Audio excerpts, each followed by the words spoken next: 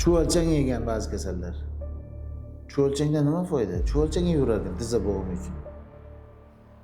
Yomg'ir chuvalchangi bor-ku, shunaqa. Menga kelgan, nechtasi kelgan?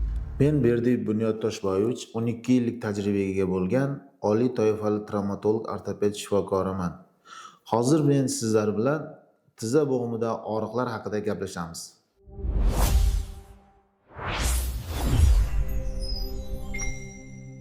Tizza bo'g'imi kasalliklari asosan osteoartroz, artrit va gonartroz kasalliklarida uchraydi.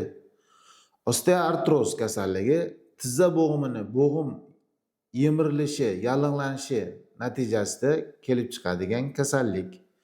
Bunda yosh o'tgan sari organizmda, yosh kattalarda organizmda kalsiy, fosfor, makro mikroelementlarning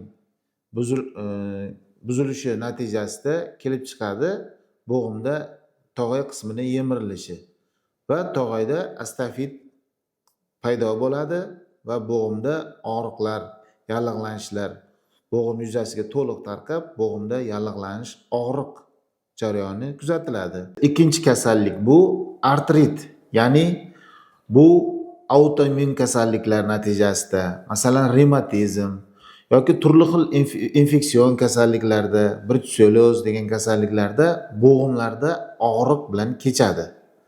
Bu kasalliklar sabab bo'ladi, ya'ni bo'g'imda og'riqlar, yallig'lanishlar bilan kechadi. Artrit kasalligi osteoartroz va gonartroz kasalligidan farqi shu sohada shish, qizarish, mahalliy temperatura bilan kuzatiladi. Gonartroz kasalligi bu faqat tizza bo'g'imida kuzatiladigan kasallik bo'lib, osteoartroz bilan kechadi, bo'g'im yemirilishi. Faqat klinikasida farqi bo'g'imda qotish ham kuzatiladi. Bo'g'imda harakat cheklanishi, yozuvchi, bukuvchi harakatlar cheklanishi kuzatiladi.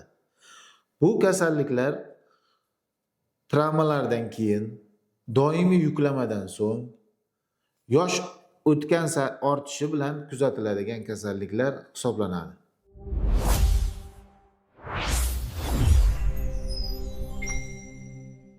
Qabulimga 60 yoshli bemor murojaat qilib keldi.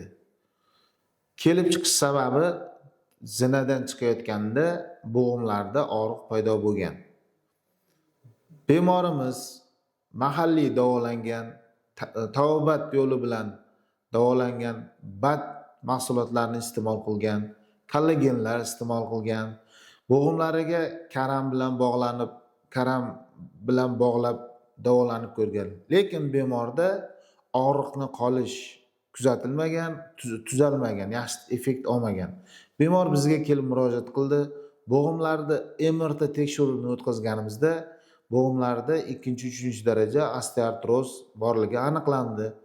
Bemorimizga plazma lifting amaliyotini, ya'ni qondan plazmasini sentrifuga orqali ajratib oldik va uni bo'g'imiga yubordik. Xuddi shu amaliyotni 4